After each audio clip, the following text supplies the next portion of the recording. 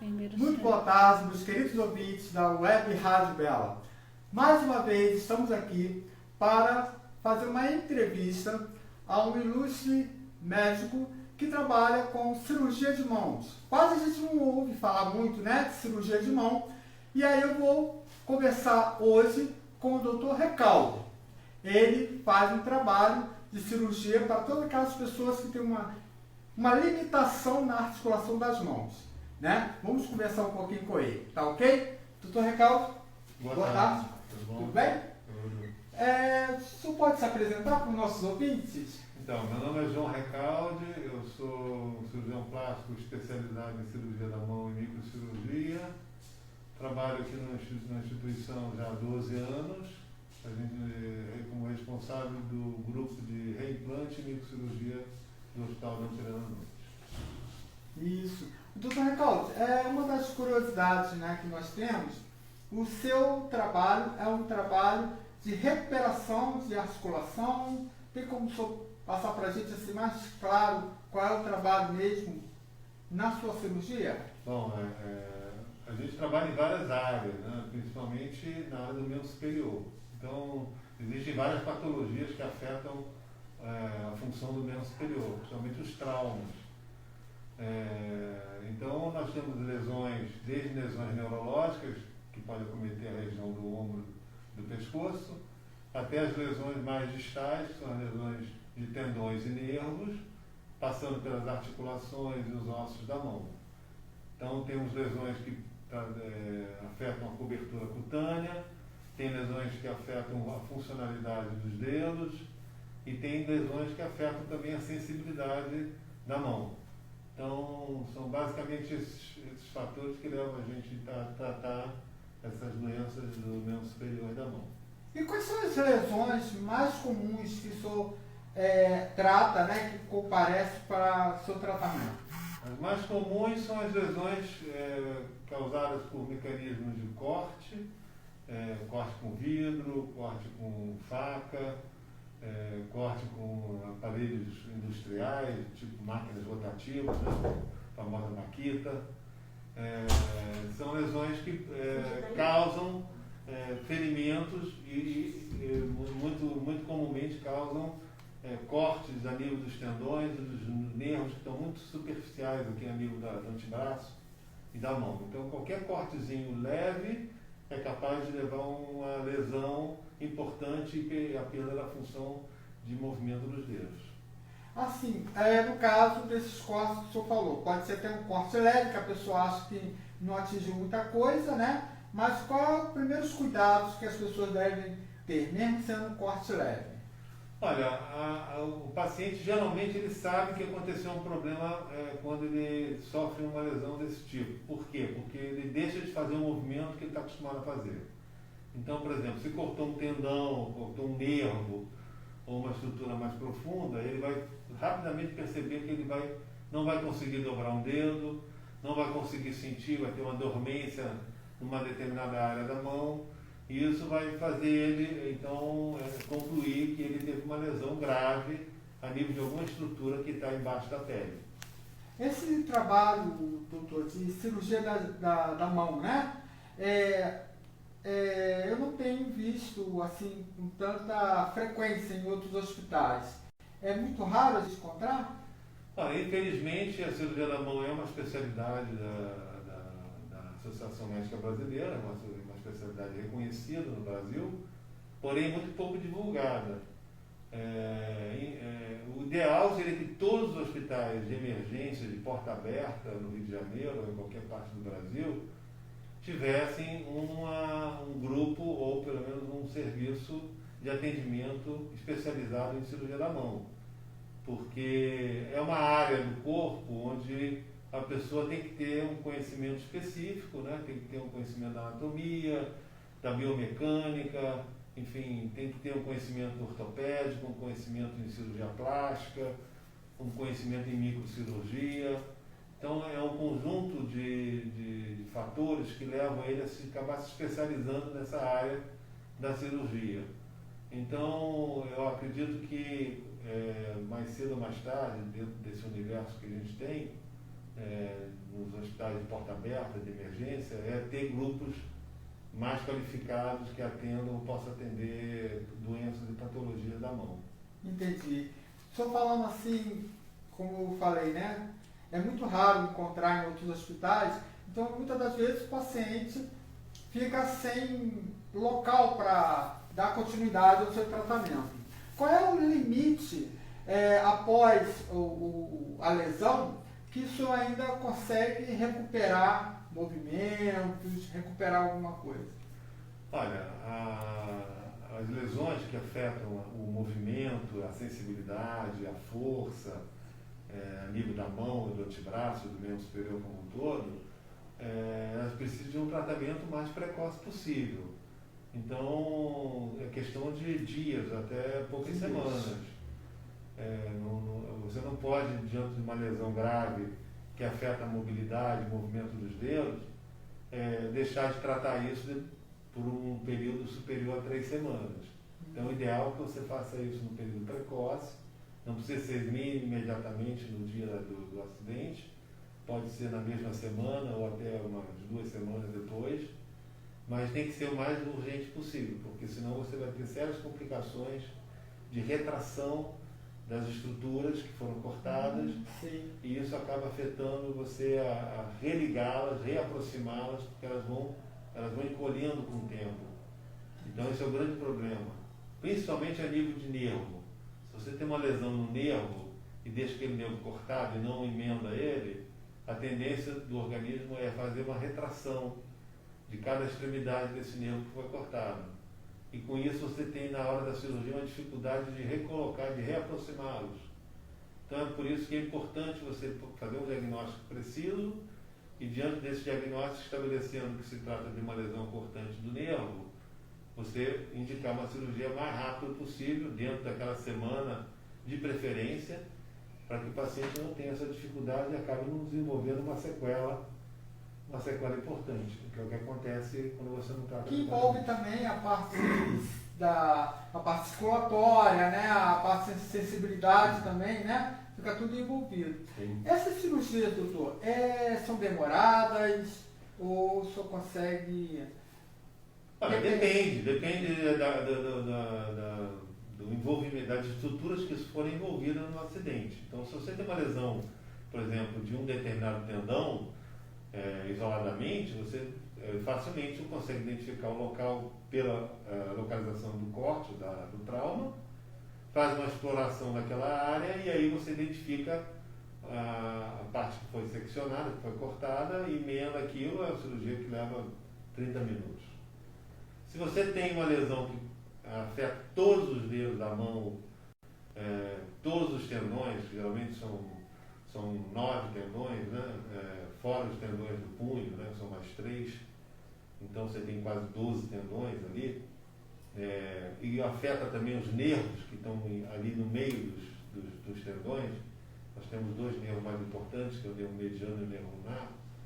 Então são lesões que às vezes você tem que tratar 15 estruturas, 15, 16 estruturas, uma a uma. Então isso pode levar um tempo maior, isso pode levar até 1h30, 2 horas de cirurgia, né? E tem as cirurgias mais complexas, que são as amputações de dedo, amputações de mão. São mais raras, mas elas acontecem. A gente tem um movimento aqui no hospital relativamente frequente de casos de amputação de extremidades. E são cirurgias que envolvem um tempo um pouco maior, de 3 a 4 horas, se você tiver que fazer um reimplante de um polegar, por exemplo, né? Um reimplante de mão leva de 4 a 6 horas, porque aí você vai ter que emendar todos os tendões, né? Não é só um tendão de um dedo, mas todos os tendões que compõem a mão por inteiro, não só os tendões que dobram, mas os tendões que esticam também, né? Então você tem uma série de estruturas para recuperar e por isso o tempo é maior. Então o tempo está sempre relacionado com a complexidade da lesão. Dentro das suas avaliações, doutor, tem condições de recuperar, no caso, o paciente já passou por uma cirurgia, mas ele não consegue fazer a flexão. Tem como recuperar depois de um certo tempo essa flexão? Sim, quando ele faz, porque a cirurgia da mão, ela está totalmente relacionada com a terapia da mão. A terapia. Então, você não pode fazer uma cirurgia na mão se você não tem uma terapia associada para tratar o paciente depois da cirurgia, depois que ele cicatriza, né?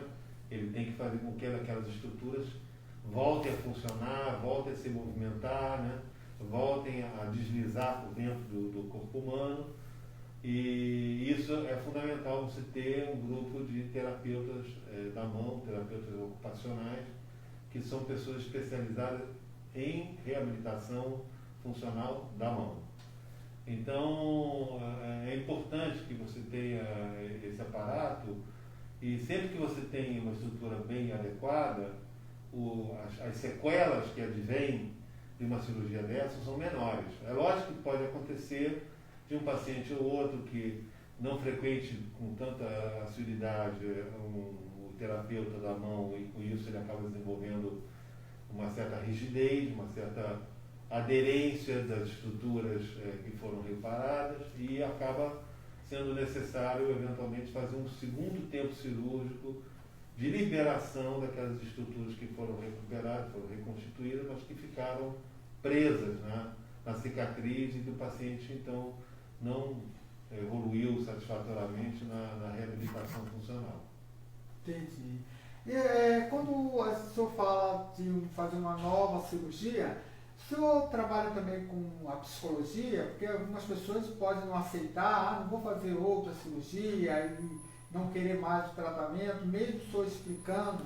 É necessário alguma orientação da psicologia para esse paciente? Olha, o paciente geralmente ele te procura para propor a cirurgia, é até o contrário, porque a mão quando não tem função, ela fica muito limitada, e o paciente sente essa dificuldade no dia a dia dele. Então, se ele tinha capacidade de fazer movimento de dedos e perdeu essa capacidade, ele vai querer melhorar essa função que ele não tinha.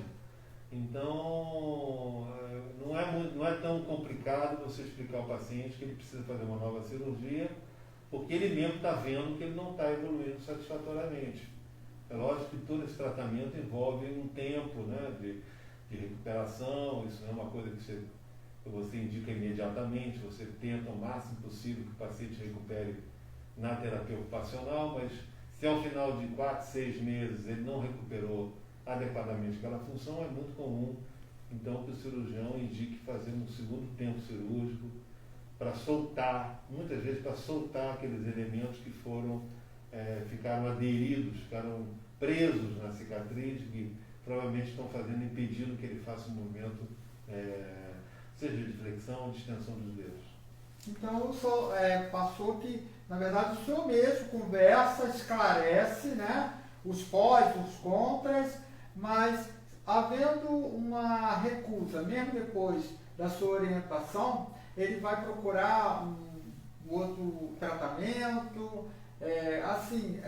Algumas pessoas elas não querem aceitar, né, a realidade atual, né, ela quer voltar do jeito que ela, né, sempre esteve. Então, nesse caso, ela poderia voltar a fazer outros tipos de tratamento, tipo a terapia, para tentar ver se voltar. A terapia é sempre fundada. 100% dos casos tem que ir para uma terapia ocupacional. Agora, não é muito raro que você tenha pacientes que têm uma certa dificuldade de reabilitação. Tem pacientes que têm uma vontade maior de recuperar. Então, eles se dedicam mais.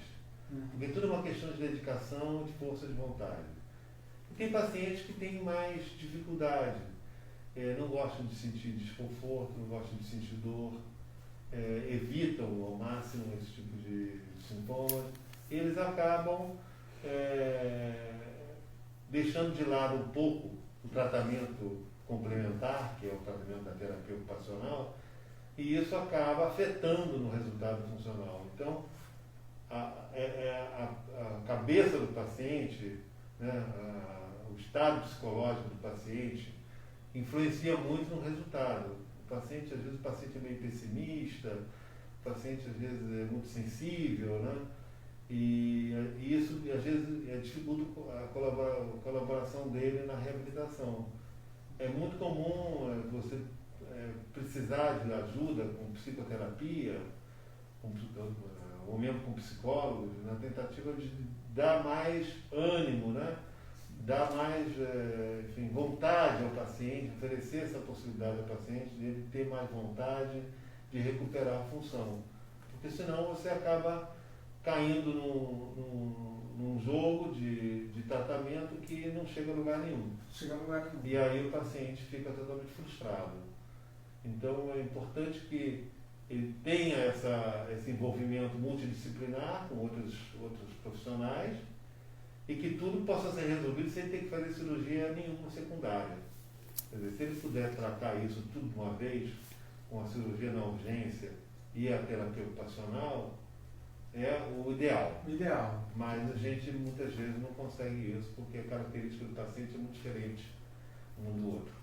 Quer dizer, cada paciente tem seu comportamento, tem sua maneira de viver, de ver as coisas, né, de encarar a realidade, e isso às vezes compromete o resultado. No caso da amputação, né? O senhor falou da amputação, às vezes pode ser até total das mãos. Quanto tempo ainda leva, que já li algumas coisas que falava que parece que a pessoa ainda está com as mãos, ela tem a sensibilidade, né, que ainda tem as mãos, é isso? Não. O que acontece é o seguinte, quando você amputa a mão e você reimplanta essa mão, o paciente às vezes não reconhece essa mão como dele. Tá. Porque essa mão está completamente desconectada do organismo dele, do corpo dele. Tá? Então, no início funciona como se fosse um corpo estranho. Ele não reconhece, ele não sente, ele não consegue fazer mexer porque ele não está reconhecendo. Isso acontece, existem situações onde o paciente tem verdadeiras crises, né? Então, o tratamento, às vezes, da psicoterapia, da terapia ocupacional, da psicologia, é muito importante para fazer o paciente entender que aquilo é uma situação temporária, que aquilo faz parte dele, mas que temporariamente está desconectado de todo o sistema dele. Então, mas à medida que vai passando os meses, o tratamento vai sendo bem executado, ele vai percebendo que ele vai começar a recuperar o movimento e principalmente a sensibilidade, que é isso que faz ele voltar a sentir essa estrutura como parte do corpo dele, né? Então aí ele já teria superado uma fase mais grave, que é a fase dos 2 primeiros meses, né?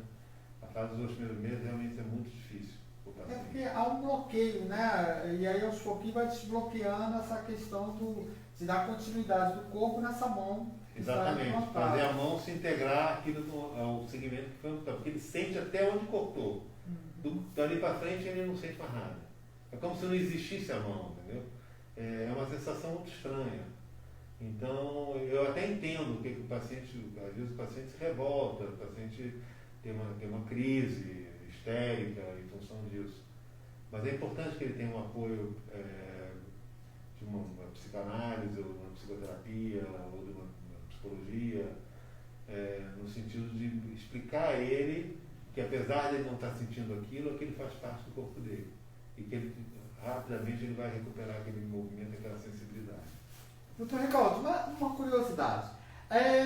Mão mecânica, com essa tecnologia toda, tem como colocar uma mão mecânica e ter todos os movimentos? Olha, a mão eu chamo de mão elétrica, né? Hoje em dia evoluiu muito. Antigamente a gente precisava de uma mão que era amputada, a gente precisaria aumentar o nível da amputação para poder colocar um motor que ficava dentro da estrutura da prótese, né, digamos assim, que tivesse um movimento. Hoje em dia a gente desenvolveu nanomotores. Então a gente não precisa mais encurtar o que foi amputado. Por quê? Porque os motores não ficam mais aqui na base. Os motores ficam em cada articulação. Então, ele, colocando nanomotores, ele consegue botar dedos artificiais que fazem movimentos independentes com a ajuda de nanomotores. Não, hoje existe uma infinidade de materiais de titânio, fibra de carbono, que torna a mão uma estrutura extremamente leve, torna a mão mecânica, né? E bastante funcional, com essa tecnologia de nanomotores. São motores individuais que acionam cada um dos dedos. O grande problema do motor da prótese elétrica é o problema da sensibilidade, porque a prótese não tem sensibilidade. Então, a pessoa, para poder usar a mão elétrica, ela tem que olhar para a estrutura, né, e poder segurar a estrutura que ela está enxergando. Né? É diferente quando você tem sensibilidade. Você segura a estrutura sem precisar olhar para ela. Né? Você sente o tato, sente o tamanho, né, a espessura, sem precisar olhar para a estrutura. Já na mão mecânica, não. Você tem que olhar para o objeto, ver a espessura, ver a largura para poder acionar o sistema. Então, a gente tem uma certa limitação em relação a isso. Mas, tirando isso, a prótese elétrica é de uma ajuda fundamental para quem não tem o segmento. Consegue dirigir? Não. Consegue dirigir, sem dúvida, consegue. Hoje em dia. Trabalhos assim mais pesados, não, né? Coisas leves. Normalmente coisas da vida diária, né? Coisas de. Eu não sei até que nível ela consegue digitar ou tal. Eu acredito que não. Porque não tem acessibilidade. Sim. Apesar de que hoje existem pesquisas que estão sendo desenvolvidas para dar, inclusive, sensibilidade para o paciente ter uma certa sensação quando tocar naquela superfície artificial. Mas isso é um estudo que ainda está na fase experimental, onde não existe nenhuma praticidade em relação a isso. Mas eles estão trabalhando nessa área, porque é uma área muito importante. Você ter a sensação do toque, né, é fundamental para você fazer qualquer atividade manual. Né? Doutor, deformações congênitas, o senhor trabalha também com essa parte ou não? Só de traumas? Não, a gente trabalha com toda a área da cirurgia da mão. E só adulto ou criança? Crianças. As deformidades congênitas são basicamente em crianças, né? Hoje em dia existe uma cultura de que quanto mais cedo você tratar uma criança com uma deformidade congênita, melhor para o desenvolvimento dela, para a reabilitação dela, para a readaptação dela. Então, não se faz mais correção de deformidades congênitas da mão em idade muito avançada. Então, hoje, falando em anomalia congênita na mão, é falar em criança abaixo de 2 anos. Até porque no adulto eu acho que fica bem mais difícil, né? O adulto ele já está totalmente adaptado, ele já convive com aquela situação, aquela anomalia congênita, e dificilmente você mudando a estrutura, você vai dar a ele mais aptidão, a não ser casos muito especiais. Mas normalmente o paciente já está bem adaptado, qualquer mudança pode afetar um pouco a funcionalidade dele. Doutor, então estamos terminando aqui a nossa entrevista. Quero agradecer, mas antes eu gostaria que o senhor desse uma palavra final de orientação ou em relação à prevenção. Fica à vontade. O que eu digo é o seguinte, a cirurgia da mão, a mão é um instrumento muito delicado do nosso corpo humano, talvez o mais sofisticado deles, né? É com a mão que a gente interage com o nosso meio social, né? Com o nosso ambiente de trabalho, com o nosso ambiente social, com a nossa família, né? Através do carinho, dos gestos. Então é importante a gente cuidar das mãos. Quando a gente faz algum trabalho que envolva um certo risco, é fundamental que a gente tenha a sensibilidade de se prevenir, né? O uso de instrumentos ou máquinas ou aparelhos que você não esteja habituado ou acostumado, é importante que você saiba manusear esses instrumentos e tenha o cuidado suficiente para evitar uma lesão mais grave. Porque qualquer lesão a nível da mão, por menor que seja, causa um transtorno importante, causa uma lesão importante, que acaba exigindo uma cirurgia sofisticada, muitas vezes, uma lesão superficial de um dedo pode cortar o nervo, pode causar uma dormência, pode causar uma falta de movimento, uma perda de movimento. Quer dizer, são coisas que aparentemente são simples, mas que podem resultar em um problema sério. Então, eu acho que a prevenção é fundamental para a gente ter o mínimo de lesões graves. Infelizmente, a gente tem visto aqui no nosso instituto, nosso serviço, de maneira muito frequente, né? Semanalmente a gente opera 4, 5 pacientes com traumas e lesões da mão, e que são pacientes que certamente têm um custo social muito alto, né? Pacientes que ficam afastados do seu ambiente de trabalho, precisam fazer tratamentos prolongados, isso às vezes pode levar 1 ano, 2 anos, pacientes que param de produzir, né, economicamente, tem um custo social grande do governo. Então, são situações que realmente acabam levando a consequências muito nefastas, né? Então, eu digo que é importante a gente se cuidar, se prevenir, quando for fazer qualquer tipo de atividade que envolva risco a nível da mão. Então, a palavra de ordem é mesmo a prevenção, né? Então, só quero te agradecer, doutor, por essa entrevista. Acredito que os nossos ouvintes aprenderam bastante, assim como eu também aprendi, né? Tirei minhas dúvidas, espero que vocês também tenham ficado satisfeitos. Agradeço a vocês por mais um dia de audiência, tá bom? E fique comigo, próximo domingo novamente. Um grande abraço a todos vocês. Grande abraço, boa tarde.